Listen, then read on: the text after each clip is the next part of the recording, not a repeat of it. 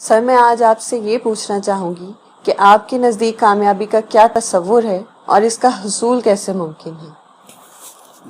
بسم اللہ الرحمن الرحیم الحمدللہ رب العالمین۔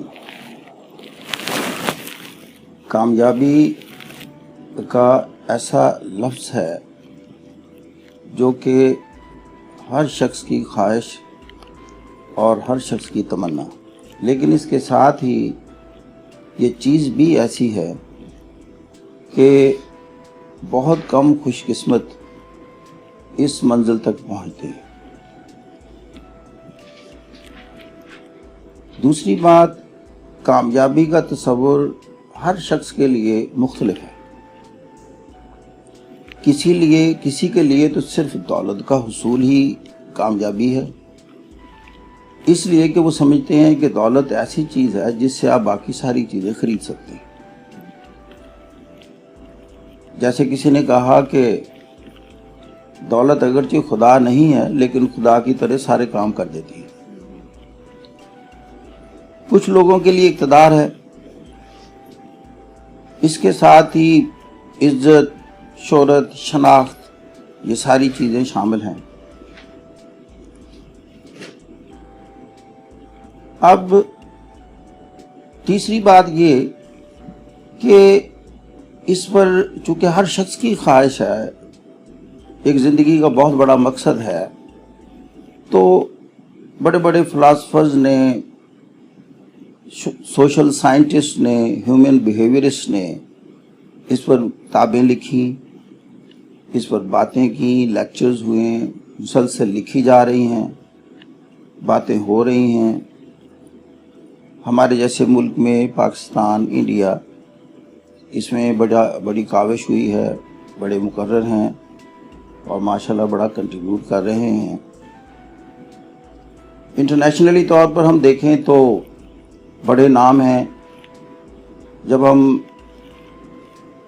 آپ کی ایج میں تھے تو اس وقت ڈیل کارنیگی کا نام بہت ہوتا تھا، ہم اس کی کتابیں پڑھتے تھے، پریشان ہونا چھوڑیے، جینا سیکھیے۔ فن تقریر پر بھی کتابیں۔ پھر مینجمنٹ سائنسز میں بڑی ڈیولپمنٹ ہوئی، پیٹر ڈکر جیسے لوگ آئے، فریڈ لوتھنز آرگنائزیشنل بیہیویئر پر انہوں نے بہت کام کیا۔ موجودہ دور میں recently Edward D Bono, he was a big name, Brian Tracy, اور ویری ریسنٹلی اسٹیو جابز، اگرچہ وہ ایپل کے فاؤنڈر تھے لیکن انہوں نے کامیابی پر اچھی باتیں کی، تقریریں کی، اور ان کا یہ لفظ بہت مشہور ہوا کہ if you really want to be successful in your professional life, تو you have to follow the passion of your heart۔ اس چیز کے پیچھے جائیے جس سے آپ کو محبت ہے اور وہ آپ کے دل کا شعبہ ہے۔ وہ اس کانٹیکسٹ میں بہت صحیح نظر آتے ہیں کہ جب آپ کسی ایسی چیز میں انگیج ہوں جو آپ کے دل کو، ذہن کو سکون پہنچا رہی ہو، تو آپ تھکنے کی بجائے ریلیکس ہو رہے ہوتے ہیں۔ اور یہی وجہ ہے کہ آدمی سارا دن کام کرنے کے بعد جب کسی مشغلے میں، ہابی میں مشغول ہوتا ہے تو وہ تھکتا نہیں ہے، ریلیکس ہوتا ہے، حالانکہ وہ کام کر رہا ہوتا ہے۔ وہ فزیکلی بھی انوالو ہوتا ہے، مینٹلی بھی انوالو ہوتا ہے، but he is relaxing at the same time. تو اگر آپ کا پروفیشن ہی آپ کا جو پیشن ہی آپ کا پروفیشن بن جائے تو then you are one of the luckiest persons. اگلی بات یہ ہے کہ وہ یونیورسل ریالٹیز کیا ہیں اور کامنالٹیز کیا ہیں جن پر ان تمام سوشل سائنٹسٹ نے ایگری کیا ہے اور ایک کنسنسس ڈیولپ کیا ہے۔ وہ بہت باتیں ہو چکی ہیں اس پر، لیکن بریفلی اسپیکنگ، پہلی تو بات کرتے ہیں کہ آپ کا زندگی میں کوئی خاص مقصد ہونا چاہیے، مقصدیت ہونی چاہیے، ایک گول سیٹ ہونا چاہیے، آپ زندگی میں کرنا کیا چاہتے ہیں۔ یا یوں کہہ لیں کہ اگر آپ دنیا سے رخصت ہو رہے ہوں اور گریو یارڈ میں ہوں تو آپ کیا چاہتے ہیں کہ آپ کا پیچھے کیا تعارف ہو, آپ دنیا میں کیسے جانے جا رہے ہوں. اس کو ویژولائز کریں کہ towards the end of your life آپ کیا تعارف اپنا چاہتے ہیں. تو that is really your objective. تو آپ کی وہ ڈیسٹینیشن ہے, یو رائٹ اٹ ڈاؤن. اب آپ نے جب تعین کر لیا کہ میں زندگی میں یہ کرنا چاہتا ہوں یا چاہتی ہوں, تو پھر آپ اس کا ایک روڈ میپ بنائیے. فار انسٹینس ہم کہتے ہیں کہ لائف ٹائم پلاننگ جو ہے 25 ایئرس کی ہوتی ہے. 25 سال میں آپ یہ چیز اچیو کرنا چاہتے ہیں.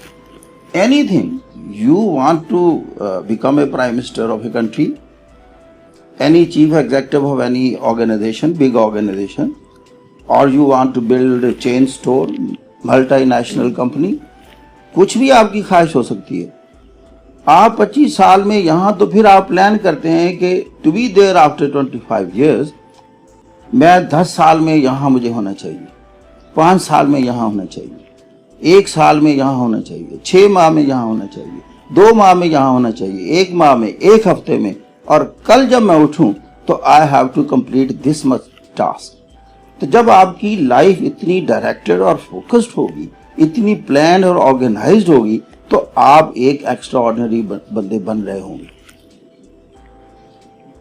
انفارچونیٹلی تھرڈ ورلڈ میں یا جو لیسٹ ڈیولپ کنٹریز ہیں, ان کی زیادہ تر لاٹ جو ہے یہ پراپر گول سیٹنگ ہی نہیں کرتی, پراپر پلاننگ نہیں کرتی. اگرچہ دوسرے عوامل ہیں کہ جہاں محنت کی پذیرائی نہ ہو رہی ہو, جہاں آپ کی کریٹیوٹی اپریشیٹ نہ ہو رہی ہو, تو آپ ڈسکریج ہوتے ہیں. Ultimately you start leaving the country for those countries where you are recognised, appreciated, respected and rewarded properly. اور یہ آپ دیکھیں کہ جو برین ڈرین کا کانسیپٹ ہے دنیا میں چل رہا, کہ تھرڈ ورلڈ سے, تیسری دنیا سے, کم ترقی یافتہ ممالک سے لوگ دھڑا دھڑ اگر امریکہ یا یورپ کے کچھ ملک میں جا رہے ہیں, تو ریزن یہ ہے کہ وہاں کوالٹی کو اپریشیٹ کیا جاتا ہے, رسپیکٹ کیا جاتا ہے اور ریوارڈ کیا جاتا ہے. Of course they will leave their own countries. اگر یہاں ادروائز کسی چیز کو اپریشیٹ کیا جاتا ہے کہ آپ کے تعلقات ہوں, آپ کی سفارش ہو, کوئی چیز حاصل کرنے کے لیے پیسہ ہو, ساز باز کرنی آتی ہو, دھوکہ دہی, یہ دوسری نیگیٹو چیزیں ہیں, تو then these such countries are good for you.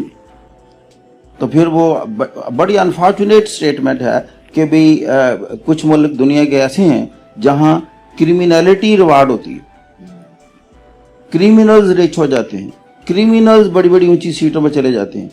تو جب ایسی انفارچونیٹ چیپٹرز ہوں, تو پھر انہوں نے ترقی کیا کرنی ہے, اور پھر یہ دوسرے بڑے ملکوں سے لون لے کر ہی چلنا ان کی مقدر رہ جاتا ہے. بات دور نکل گئی. جب آپ گول سیٹ کر لیتے ہیں, تو اس کے بعد پلان, جیسے میں نے کہا کہ آپ پراپر پلاننگ کرتے ہیں, شعبہ بندی کرتے ہیں. اس کے بعد تھرڈ, یہ ویسے تو اس کو فنڈامنٹل فنکشنز آف مینجمنٹ کے حصے ہیں, یہ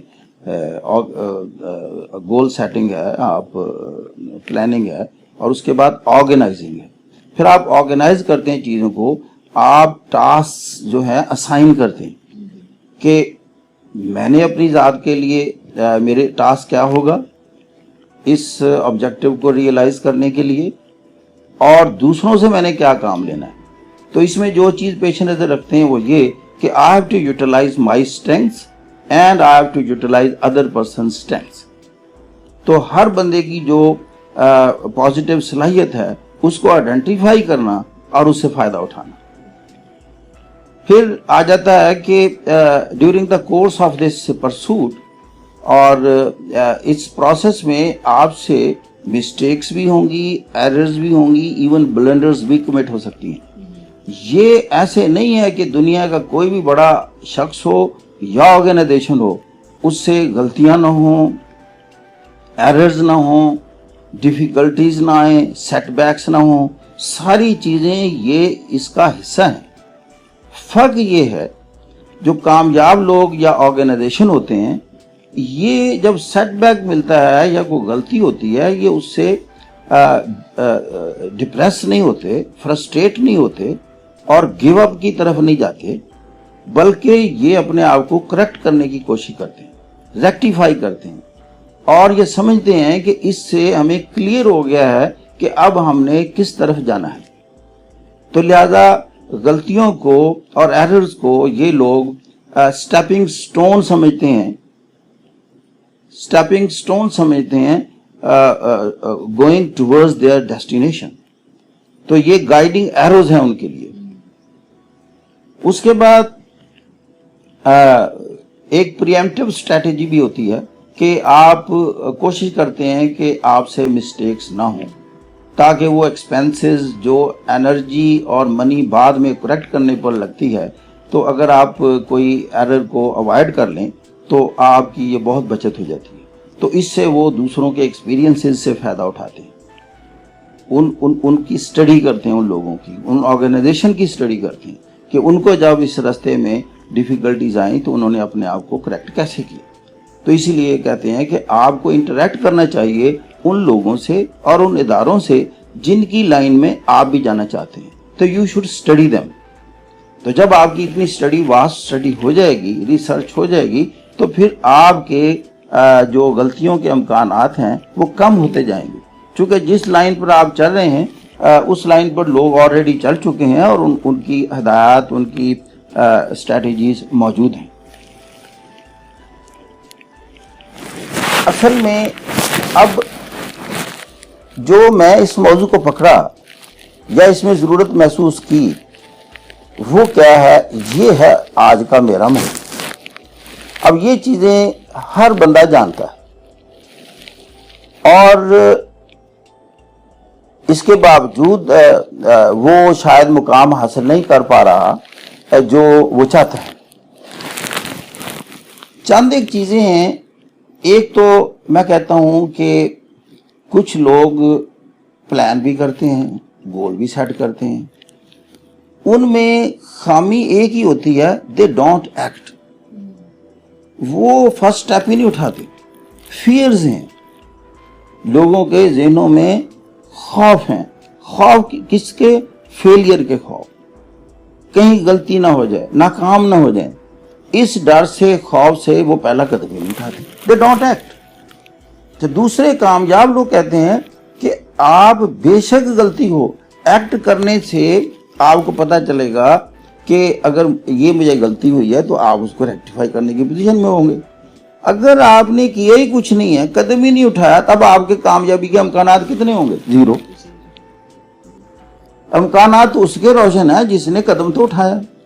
اور دوسرا ناکام ہوتے ہیں یہ نان پرسسٹنٹ ہونے کی وجہ سے، جمے نہیں رہتے. وہ کہتے ہیں کہ آپ چیز جب پیچھے بڑھ جائیں جس چیز سے، آپ یقیناً وہ حاصل کر لیتے ہیں. اور پیچھے وہ پڑتا ہے صحیح میں جس کو جنون لاحق ہو جائے، جنون میں چلا جائے، اس کے دل کی دنیا ہو، وہ اندر سے چیزیں اٹھیں، اس کو نیند نہ آ رہی اس چیز کے علاوہ، وہ اتنا پیچھے پڑتا ہے. وہ جاوید چودھری ہمارے بڑے اچھے کالمنسٹ ہیں، اینکر ہیں. وہ کہا کرتے ہیں کہ آپ کوئی چیز ڈیمانڈ کرنا چاہیں تو کوئی بندہ آپ کی بات نہ مانے، کوئی ادارہ آپ کی سنے نہ، آپ کا مطالبہ وہ مانا نہ جا رہا ہو، تو کہتے ہیں 22 دفعہ آپ اس کو نوک کریں اس دروازے کو، 23ویں دفعہ دروازے نے کھل جانا، لوگوں نے آپ کی بات مان لینی. یعنی جو بندہ جان نہ چھوڑے. تو میں عرف عام میں لائٹ انداز میں جب دیکھتا ہوں، یہ جو بکاری ہوتے ہیں، کئی بکاری ہم سے کچھ لے لیتے ہیں وہ ہماری جان نہ چھوڑ کر، تو اس میں ہم آؤٹ آف سمپتی نہیں دے رہے ہوتے، تو اب ہم جان چھڑانے کے لیے اس کو تھوڑے پیسے دو، جان تو چھڑاؤ.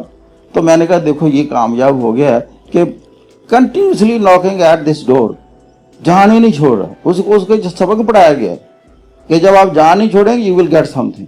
تو عام جو آپ اچھے مقاصد کے لیے لگے ہوئے ہیں، تو آپ دوڑ جائیں، گیو اپ کر جائیں اور چھوڑ دیں کہ میرے بس کا کام نہیں ہے، تو بتائیں ہم تو بکاری سے بھی گئے گزرے ہو گئے. ہم سے تو زیادہ سائیکالوجی وہ جانتا ہے.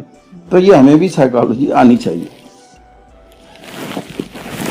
اب آگئی بات کہ دنیا میں ایسے بھی لوگ ہیں، انہوں نے اقتدار بھی حاصل کیا، دولت بھی کمائی، لیکن تاریخ میں ان کو اچھے نام سے یاد نہیں کیا گیا. میرا موضوع اس طرف جائے گا کہ تاریخ میں ایسا کون سا اقتدار ہے، ایسا کون سا اختیار ہے اور عزت ہے جو واقعی آپ دلوں کے حکمران بنتے ہیں اور تاریخ میں اپنا ایک نام ثبت کر جاتے ہیں۔ دولت اور اقتدار کے حوالے سے میرے ذہن میں آتا ہوتا ہے کہ چنگیز خان اور اس کا بیٹا ہلاکو خان، اس نے کئی ملکوں کو تخت و تاراج کیا، قبضے کیے، دنیا کو ہلاک کیا، دولت کٹھی کی، سمیٹی۔ تو ایک لحاظ سے تو وہ بڑا کامیاب تھا کہ اس نے جتنی دولت چاہی اکٹھی کر لی اور جہاں جہاں جی چاہا وہ مقتدر ہو گیا۔ لیکن اس کی تاریخی حیثیت کیا ہے؟ مجھے نہیں پتا اس کا مقبرہ کدھر ہے، مجھے نہیں پتا کوئی ادھر عقیدت کے طور پر کوئی جاتا ہے، کوئی تاریخ میں اس کی کوئی صفت کرنے والا موجود ہو۔ یا اس وقت بھی دنیا کے لوگ ہیں جو دولت کے لحاظ سے بہت اوپر ہیں، لیکن آئی ڈونٹ نو کہ لوگوں کے دلوں میں رسپیکٹ کے لیول، ویسے اسٹڈی کے طور پر تو ٹھیک ہے، اسٹریٹجیز ہم سیکھتے ہیں کہ how he was successful in achieving his goal, لیکن تاریخ کا حصہ بننے کے لیے، دلوں پر حکمرانی کرنے کے لیے جو چیز آتی ہے وہ میں سمجھتا ہوں کہ that is profitability of your personality, how much useful you are for the community around. عام انسانیت کے لیے آپ نے بھلائی کے کیا کام کیے ہیں۔ اب میں جس ہستی یا شخصیت کے حوالے سے یہ ساری بات کرنا چاہتا ہوں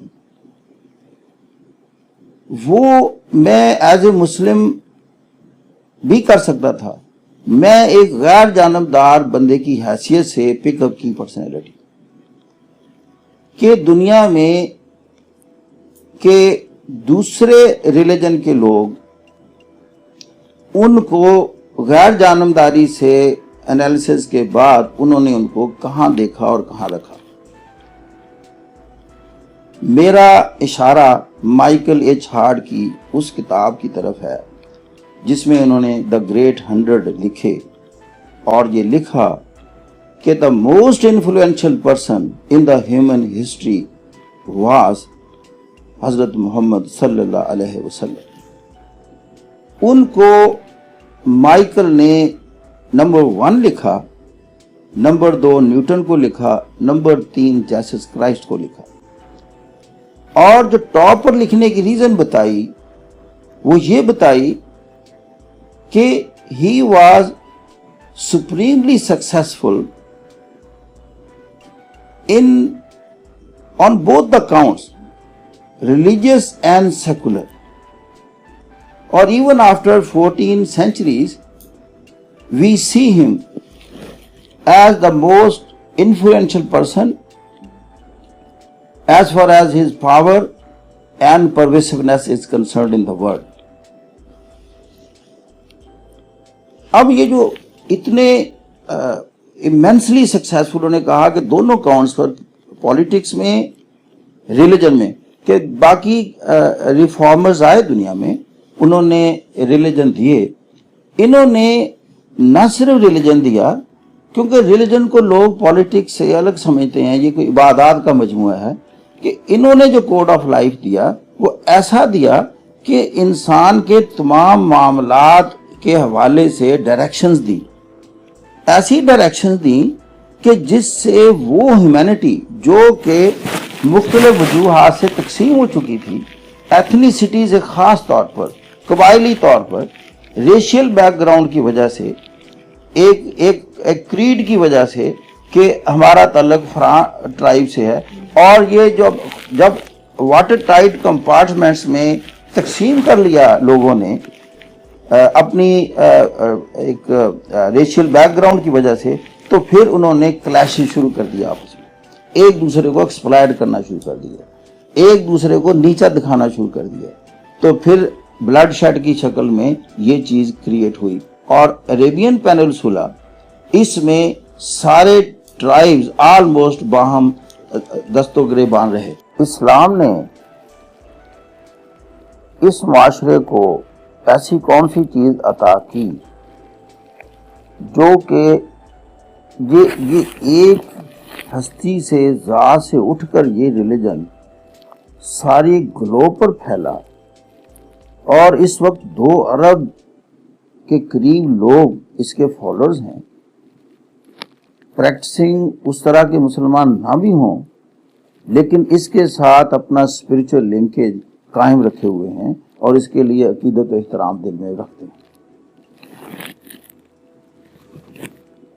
تو بات کریٹر کی کر رہے تھے، خالق کائنات نے ایسا کوڈ دیا بیسیکلی جو کہ اس کے پھیلاؤ کا سبب بنا۔ بنیاد کی تھی وہ کیا تھی کہ سارے گلوب پر، سارے معاشرے میں جنگ و جدل برپا ہے، لوگ آپس میں لڑ رہے ہیں، ایک دوسرے کا خون قتل کر رہے ہیں، انفرادی طور پر، قبائلی طور پر، سوسائٹل طور پر، اور مختلف قسم کے پرائڈز ڈیولپ کیے ہوئے ہیں، فالس پرائڈ۔ کچھ تو اپنی ریشیل بیک گراؤنڈ کی وجہ سے کہ we are a superior tribe, superior racial back ground.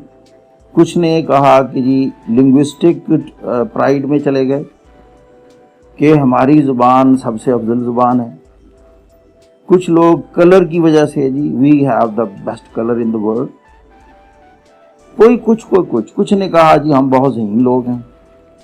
ایسے پرائڈ ڈیولپ کرنے کے بعد we started fighting and we started exploiting other people as a prerogative, as a right. اور ایک نفسانی خواہش اور انسانی خواہش یہ رہی ہے کہ آپ ویکر سیگمنٹس کو لوٹنا آپ کا حق ہے، جب تک کہ وہ اپنا ڈیفینس کرنا نہ جان جائے۔ اور یہ چیز ماضی میں نہیں یا ہسٹری میں نہیں، یہ اب تک ہو رہی ہے۔ اب اسلام نے سب سے پہلے ان چیزوں پر ضرب لگائی، اس کو ریجیکٹ کیا اور اس کو ڈسڈین کیا۔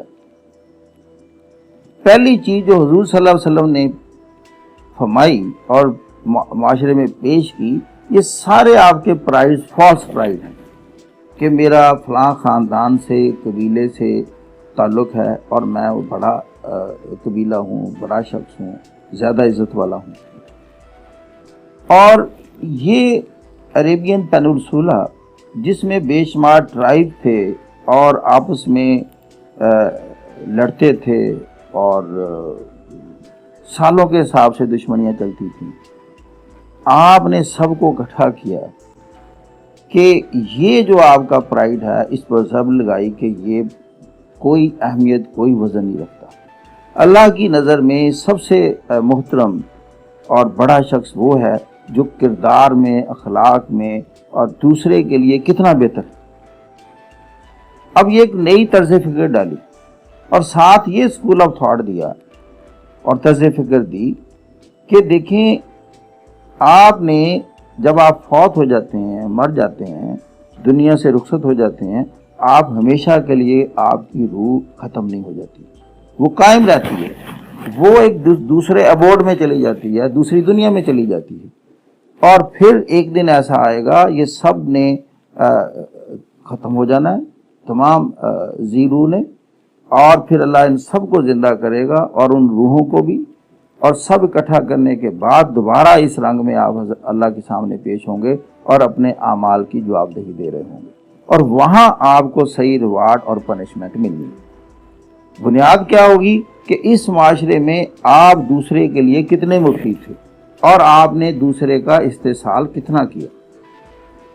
یہ ایک ایسی بنیاد تھی جو دلوں تک گئی، اور اس اپیل نے اتنا اثر دکھایا کہ لوگ آپ کے گرد جمع ہونا شروع ہو گئے اور جمع ہوتے گئے اور ایک ایسی طاقت بن گئے کہ 23 سال کی آپ کی جد و جہد میں، جو کہ آپ کی اکیلی ذات سے شروع ہوتی ہے، آپ سارے عربین پیننسولا کے چیف ایگزیکٹو بن جاتے ہیں، چیف جسٹس بن جاتے ہیں، کمانڈر ان چیف بن جاتے ہیں۔ لوگ آپ کے جیسے کہتے ہیں نا، پاؤں دھو دھو کر پیتے ہیں۔ اور یہ بات اتنی نہیں تھی کہ کوڈ آف لائف دیا، آپ ایسے پریکٹسنگ مسلم تھے فرسٹ کہ لوگوں کے لیے رول ماڈل بن گئے۔ اور یہی جو آپ کا یہ حیثیت اور یہ مقام میں لیزلی ہزلٹن کی کتاب دی فرسٹ مسلم کے حوالے سے پیش کرتا ہوتا ہوں کہ وہ کہتی ہے، یہ اس کے الفاظ ہیں کہ پیپل ٹرسٹڈ ہم، دے saw him as a man with no axe of his own to grind.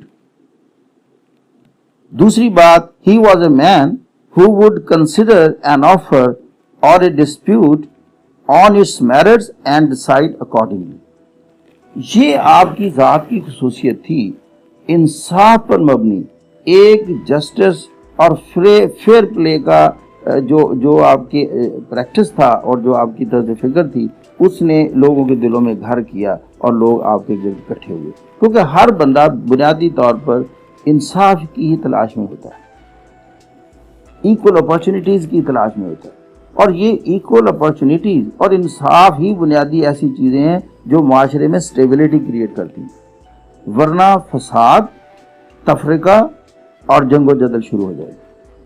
آپ حقوق غصب کرنے شروع کر دیں تو گویا کہ آپ نے کلیش کی بنیاد رکھ دی، آپ انصاف قائم کر دیں تو گویا کہ آپ نے معاشرے کو سٹیبل کرنے کی ابتدا کر دی۔ اسی لیے اگر آپ دیکھیں گے کہ جو غریب ممالک ہیں، جو کم ترقی یافتہ اور کم پڑھے لکھے ہیں، ان میں یہ جو ڈسرپشن ہے، کیوس ہے، کنفیوژن ہے، لڑائیاں ہیں، جھگڑے ہیں، سارا کچھ ہے، اس کی بیس یہ ہے کہ جسٹس اسٹیبلش نہیں ہو سکا۔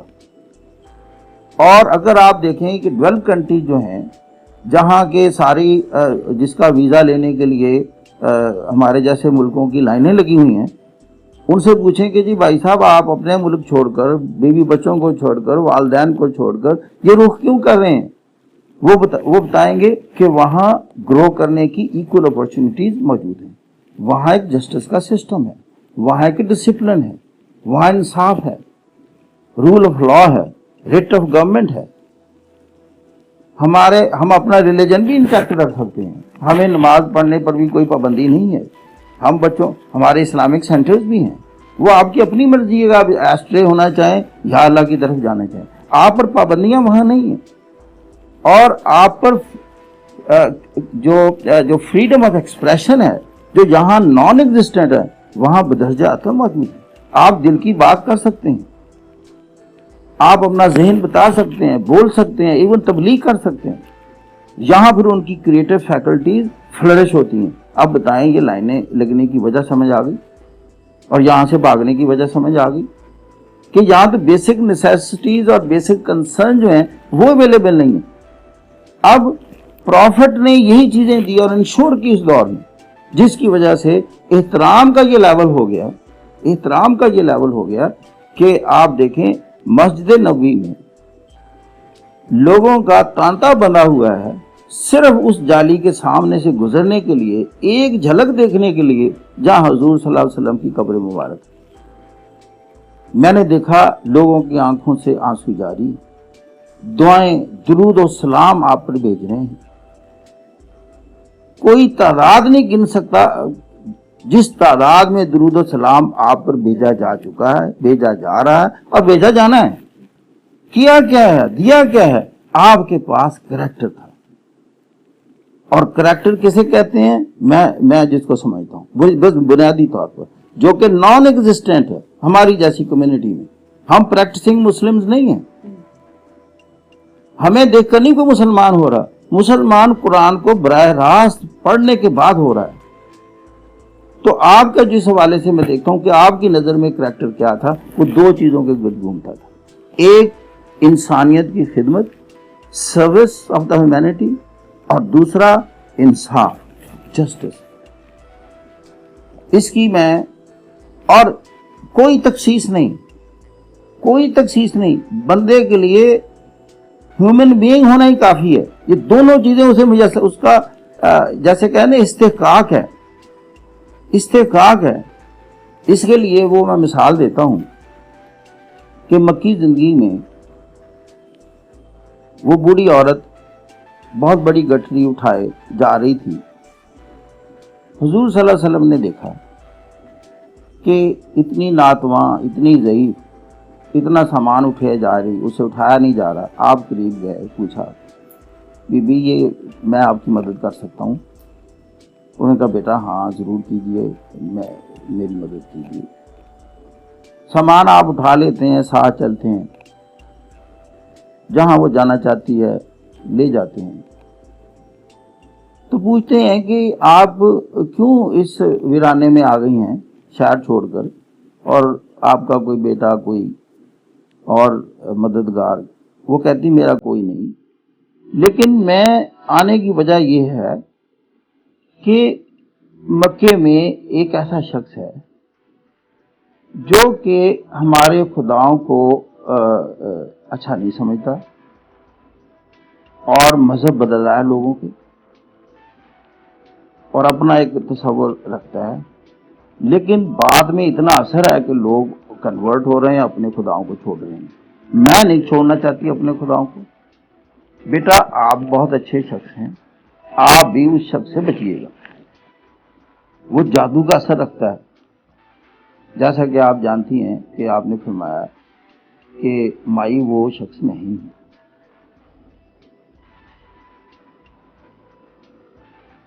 تو جیسے تاریخ میں آتا ہے کہ وہ بھی اسلام قبول کر لیتی ہے، لیکن میں یہ واقعہ اس حوالے سے بیان نہیں کرنا چاہتا جو اس کے حقائق ہیں جیسے یہ ہوا۔ میں اس کی تہ تک گیا ہوں، جو باریکی میں نے دیکھی یا جو چیز میں نے اس میں سے اخذ کی وہ یہ تھی کہ آپ نے اس بڑھیا کا سامان اٹھانے سے پہلے اس کا مذہب پوچھا؟ آپ نے اس کا مذہب نہیں پوچھا کہ کیا وہ حضور صلی اللہ علیہ وسلم پر ایمان رکھتی ہے، خالق کائنات پر ایمان رکھتی ہے، آخرت پر رکھتی ہے؟ وہ تو 360 بتوں پر ایمان رکھ رہی۔ آپ تو اس کی نٹی گریٹی میں پڑے ہی نہیں۔ ان کے لیے کافی تھا کہ ایک ضعیف ناتواں جو بے بس نظر آ رہا ہے، میں نے اس کی ہیلپ کرنی ہے، کیونکہ اس لیے کہ یہ خدا کی مخلوق ہے اور خدا اپنی مخلوق کو اس حالت میں پسند نہیں کرتا۔ جیسے کوئی باپ ہے، اس کے بیٹے کوئی کمزور ہیں، کوئی طاقتور ہیں، کوئی دولت کے حساب سے بہتر ہیں، کوئی بہتر نہیں ہے، تو باپ کی خواہش ہوتی ہے کہ سارے جو ہیں وہ اچھی زندگی گزاریں اور ایک دوسرے کی ہیلپ کریں اور ایک فیملی کی طرح رہیں۔ یقین کریں اب کریٹر خالق کائنات، اس کی یہی طرز فکر ہے کہ جو مجھے نہیں بھی مانتے میں ان کو بھی روٹی دینے کا قائل ہوں، جو مجھے تسلیم نہیں کرتے میں ان کا نرشر ہوں، اس لیے کہ وہ میری سکیم کے تحت پیدا ہوئے ہیں، میں رسپانسیبل ہوں ان کی کریشن کا۔ اگر میں رسپانسیبل ہوں تو میں نے ان کے لیے بھی اسباب پیدا کرنے ہیں۔ یہ اتنی براڈ مائنڈڈنیس اور وسعت قلبی ہے خدا کے پیش نظر، لیکن جو کہ اب فالوورز میں نہیں ہے۔ جب آپ کا یہ کردار ہوگا، آپ کا انصاف اور خدمت سب کے لیے ایک جیسی ہوگی، بتائیں اس سے بڑی کوئی تبلیغ ہو سکتی ہے؟ لوگ آپ کے ریلیجن کو فالو نہیں کریں گے تو کیا کریں گے؟ لوگ آپ کے قریب نہیں آئیں گے تو کیا کریں گے؟ تو دنیا کی سب سے بڑی تبلیغ کا طریقہ خدمت اور انصاف ہے۔ پھر آپ ہی پر ریسرچ ہوگی، آپ ہی کی ویلفیئر اسٹیٹ ہوگی صحیح معنوں میں، اور پھر آپ ہی کا ویزا چلے گا۔ لیکن اگر آپ کی روزانہ معمولات میں خدمت پر کراس لگ رہا ہو، انصاف پر کراس لگ رہا ہو، نہ آپ اسلام کے دائرے میں اس رنگ سے موجود ہیں اور نہ ہی آپ معاشرے میں کسی عزت کے مستحق رہیں گے۔ اور یہی وجہ ہے کہ اس دنیا میں اس وقت گلوب میں وہ تمام قومیں، وہ افراد، وہ ادارے بالکل رسوا ہیں اور وہ چاروں طرف سے ایک ڈیفینسو سٹیج میں پوزیشن میں ہیں، جو کہ ظالم ہیں، استحصال کر رہے ہیں، انہی فالس پرائڈز میں رہ رہے ہیں، ریشیل میں، ایتھنیسٹی میں، لنگوسٹک میں، جغرافیکل ہیبیٹیٹس میں، یا ایک ریلیجن کے اندر ڈیفرنٹ سیکٹس بنا کر ایک دوسرے کے درپے ہیں۔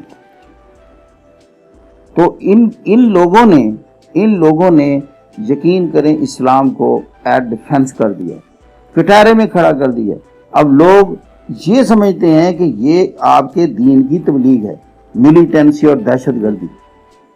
حضور کی زندگی میں نہ ملیٹنسی ہوئی نہ دہشت گردی ہوئی۔ آپ دیکھیں جو 3 بڑی جنگیں تھیں، بدر، احد اور خندق، یہ آپ پر امپوز کی گئیں۔ آپ اس میں ڈیفینسو پوزیشن میں ہیں۔ آپ نے تو ایک جو جب مکہ میں داخل ہوتے ہیں تو انداز کیا ہے داخلے کا، یہ میں آخری بات کرتا ہوں۔ انداز داخلے کا یہ ہے کہ اگر کوئی ہمارے مقابلے میں نہیں آتا، خواہ ہمارا کتنا بڑا دشمن ہو، ماضی میں رہ چکا ہو، کتنے ہمارے اس نے ہم پر ظلم ڈھائے ہوں، آپ نے کچھ نہیں کہنا، کیونکہ اب وہ ہتھیار نہیں اٹھا رہا۔ نمبر 2، اگر ہمارے اس اسکول آف تھاٹ سے ایگری کر گیا ہے، وہ تو ہماری اس میں کمیونٹی میں شامل ہو ہی گیا ہے، اور نیولی کنورٹ ابو سفیان اگر کوئی اس کے گھر میں پناہ لے لیتا ہے، یا اس کے گھر میں پناہ نہیں لے سکا، اس کے گھر کی دیوار کو ہاتھ لگا کر کھڑا ہو جاتا ہے، تو اس کے لیے امان ہے۔ اور اس سے بیونڈ یہ، اگر جنگ بھی کہیں ہو رہی ہے تو آپ کا ایک فرمان لازمی ہوتا تھا کہ دیکھیے اس جنگ میں نہ کسی عورت پر ہاتھ اٹھایا جائے، نہ کسی ضعیف مرد پر ہاتھ اٹھایا جائے، اور نہ بچے پر۔ اور یہ انسان تو دور کی بات ہے، نہ فصل تباہ کی جائے اور نہ درخت کاٹا جائے۔ تو یہ ہے بنیاد اس دین کی۔ لہذا دین کو پریکٹسنگ مسلم کے حوالے سے نہ پرکھا جائے، اس کو اس کتاب کے، اس کمپینڈیم کے حوالے سے پرکھا جائے۔ یہ ہے، یہ میرے لیے بھی اتنا ہی اہم ہے جتنا غیر مسلم کے لیے اہم ہے۔ تو بات میں یہاں ختم کرنا چاہتا ہوں 2 مثالیں، ایک اور مثال دے کر، کہ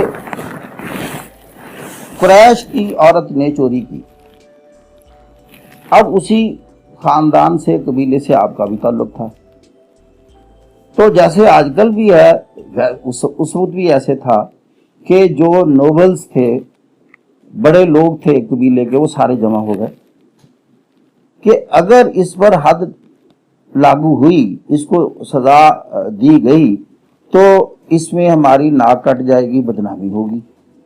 تو حضور ہمارا خاندان ہے، یہ قبائل میں ابھی تک وہ چیزیں موجود ہیں، کہیں گے دیکھو جی قریش چور ہوتے ہیں، ایسی باتیں کریں گے، تو ان کو کسی طریقے سے بچا لیا جائے۔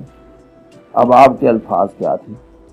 آپ نے فرمایا دیکھیں، آپ سے پہلے جو قومیں تباہ ہوئی ہیں وہ اس وجہ سے ہوئی ہیں کہ جب کوئی بڑا جرم کرتا تھا تو یہ اس پر کوئی ایکشن نہیں لیتے تھے، چھوڑ دیتے تھے، باعزت بری کر دیتے تھے، اور جب کوئی غریب، مسکین، کمزور، جس کا کوئی آگے پیچھے نہیں، تو ساری حدیں، سارے قانون اس پر لاگو ہو جاتے تھے۔ تو خدا کی قسم، اگر میری بیٹی فاطمہ بھی چوری کرتی تو میں اس کو وہی سزا دیتا جو اس کے لیے میری سزا مقرر ہے۔ تو یہ کردار اور یہ چیزیں، یہ ہیں بنیاد جو کہ معاشرے میں آپ کو صحیح معنی میں عزت عطا کرتے ہیں، آپ کی تقریب کا سبب بنتے ہیں، تاریخ میں آپ کو زندہ رکھتے ہیں، اور 2 ارب فالوور، خواہ ان کی پریکٹسز میں 1000 غلطیاں ہوں، خواہ ہم کوئی مثال نہ ہوں معاشرے کے لیے، گناہ گار ہوں، ایون غیر مسلم سے بھی بدتر ہوں، لیکن کم از کم حضور کی شان میں کوئی بھی شخص نہ کوئی گستاخی پسند کر سکتا ہے۔ عقیدت و احترام کا یہ لیول ہے، اور اپنا نام ان کے نام کے ساتھ منسوب کرنا باعث افتخار سمجھتا ہے۔ جو حضور صلی اللہ علیہ وسلم کا ماڈل ہے، جو اسوہ حسنہ جن کو جو ہمارے لیے ہیں، ان میں یہ ساری صفات موجود تھی۔ وہ ٹارگٹ فکس بھی کرتے تھے، وہ چیزوں کو بہت اچھی طریقے سے پلان بھی کرتے تھے، وہ چیزوں کو آرگنائز کرنا بھی جانتے تھے، وہ موٹیویٹ اور ایکچویٹ کرنا بھی جانتے تھے، وہ کنٹرول کرنا بھی جانتے تھے، وہ ایررز اور مسٹیکس کو بہترین طریقے سے ریکٹیفائی کرنا جانتے تھے، اور ان سب سے اوپر وہ ایک ایسے کریکٹر کے مالک تھے کہ جو ان کا اصل ریزن بنا لوگوں کے دلوں میں گھر کرنے کا، وہ تھا کہ انہوں نے اپنی ذات کے لیے سب کچھ حاصل نہیں کیا، بلکہ انہوں نے وہ تقسیم پر یقین رکھتے تھے۔ وہ معاشرے کے امیر ترین فرد نہیں تھے۔ اتنی عزت کمانے کے بعد، اتنی توجہ لوگوں کی حاصل کرنے کے بعد، He could be the richest man of Arabian Peninsula, but he was not the richest man. ہوا اس کے برعکس کیا کہ جو کچھ تھا غریبوں میں تقسیم کر دیتے تھے. ایون اپنے ڈیتھ بیڈ پر آخری دن بھی حضرت عائشہ سے پوچھا کہ میرا کوئی پیسے میرے آپ کے پاس ہیں تو وہ میرے پاس لاؤ تاکہ میں ان کو اللہ کے راستے میں تقسیم کر دوں کہ مجھے کہیں حساب نہ دینا پڑ جائے. تو یہ وہ بنیاد ہے کہ یہی کامیابی کا اصل زینہ ہے, یہی کامیابی کا طریقہ ہے جو حضور صلی اللہ علیہ وسلم نے ماڈل پیش کیا. ساری چیزیں جو ہیومن بیہیویئرسٹ پیش کر رہے ہیں, اور ساتھ کریکٹر کو میں نے جو آج بات کی ہے وہ میں کریکٹر کو بلینڈ کرتا ہوں. جب تک کریکٹر آپ کی ذات میں شامل نہیں ہے, ایکسپلائٹیشن کا ایلیمنٹ ہے, ذاتی اغراض شامل ہیں, اپنی ذات ہی مقدم ہے, آپ دنیا میں کوئی باعزت مقام حاصل نہیں کر سکتے. Thank you very much. اور میری دعا ہے کہ اللہ آپ لوگوں کو سب کو آسانیاں عطا فرمائے, آپ کو پریشانیوں سے بچائے اور آپ کو اپنے مقاصد میں کامیاب کرے. Thank you very much.